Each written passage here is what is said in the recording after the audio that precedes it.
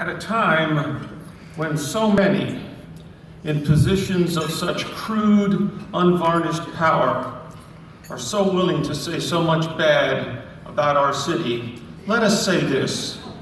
How bad can St. Louis be if it can produce Yogi Berra?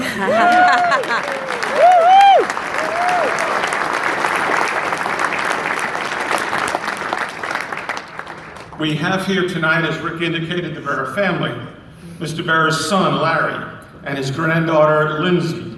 Please help us honor the memory of their father and grandfather, the one and only Yogi Berra.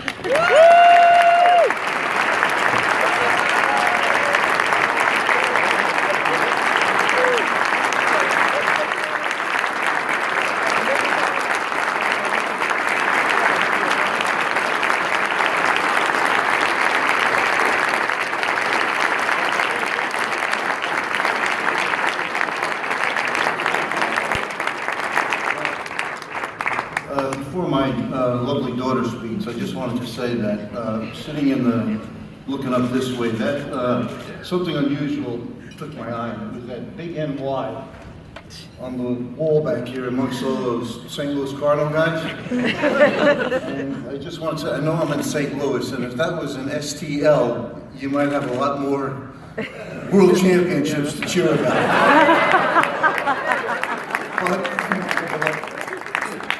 But that's the American League. But since you're in the National League, go Cards.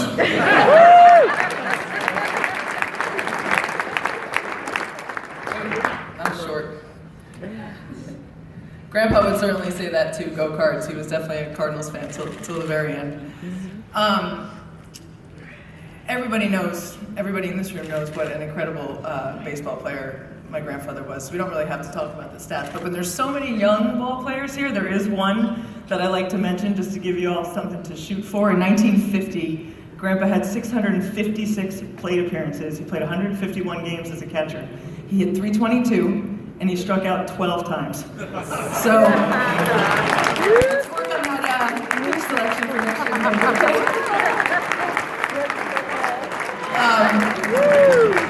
But as great as my grandfather was as a baseball player, he really was a much better man. When he passed away, we were all so overwhelmed by the literally thousands of people who reached out to us to tell us their own personal yogi story about that one time they met Grandpa and he made them feel like the most important person in the world, or people who had never met Grandpa but still had a story about how he had some way touched their lives.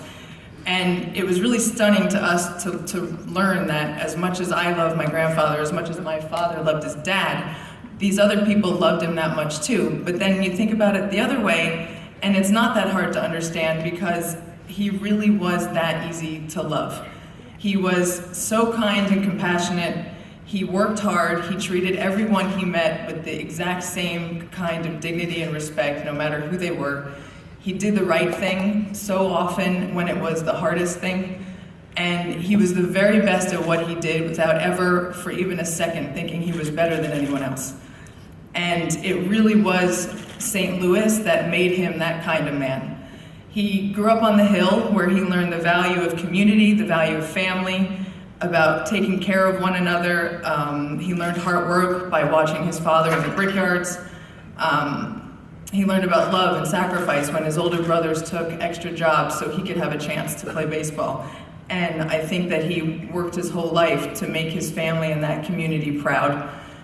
It was St. Louis, the Hill, Ducky Medwick, and the Cardinals that made my grandfather love baseball.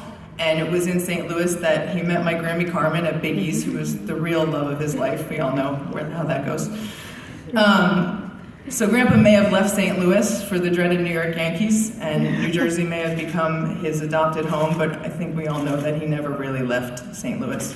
Joe Garagiola grew up across the street from him on the Hill, where all of these really famous fellows now, Hall of Fame way, they grew up, and they were best friends for 90 years. Grandpa was still talking to Joe on the phone the week that he passed away. My dad is real good friends with Joe Garagiola Jr., my grandfather's father and Joe's dad were friends, and now I'm very happy to say that Meredith Gragiola, Joe's granddaughter, is a friend of mine. So 2 kids, we never grew up on the hill, we didn't live there, but that relationship that started there has continued on through us, and I think that that's pretty neat. Grandpa would meet people from St. Louis all the time, and he would say, "Oh, where are you from? Where did you like to eat?" I was a busboy at Ruggieri's. He would like to find out what everyone really thought and what things were going on at home. He had so many family members that are still out here, all of them really, and many of them are here tonight. And he was definitely always following his beloved St. Louis sports teams. I would be in the, over at the house or whatever, and he would say, "Hey, Slim, Shorty." He always called you Slim or Shorty, whether you were tall or fat, it didn't matter. And he would say, "Take out that phone thing and tell me how the Billikens are doing." And last winter, I remember I was with Grandpa, and he had a nurse named Marie who was from Haiti. And she looked at me and she said, "What on earth is a Billiken?" And I didn't have a good answer, so I looked it up and I read her the definition, and I didn't know this, and you guys probably do, but I'll read it anyway. "A Billiken is a mythical good luck figure who represents things as they ought to be." And as I look back at that now that Grandpa is gone, I really think that that's kind of poignant, because if anyone ever represented things as they ought to be, it was my grandpa. And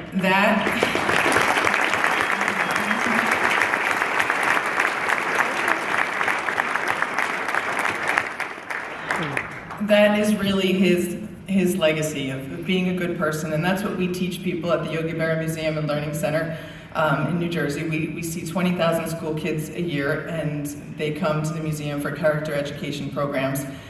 They learn Grandpa's values of teamwork, leadership, respect, inclusion, hard work, dignity, just the list goes on and on. They learn a little bit about being good athletes, but they really do learn more about being better people. It's a great place. It was his baby. You can read the information that we put on the tables. You want to visit Joni outside, she can, Mrs. Joni, she can tell you more about it. Anybody who wants to come to New Jersey and visit the museum, you're more than welcome. We'll give you a personal tour. It's a terrific place. I do think Grandpa would be really proud to get this award in his hometown, so thank you. He loves St. Louis very, very much, and warms my heart to see how many people in St. Louis love him back. So thank you very much.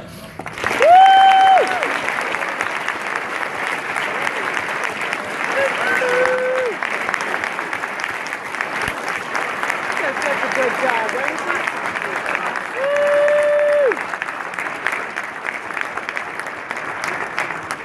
That was terrific, Lindsay. Thank you very much. Great to hear those words. We will transition to our next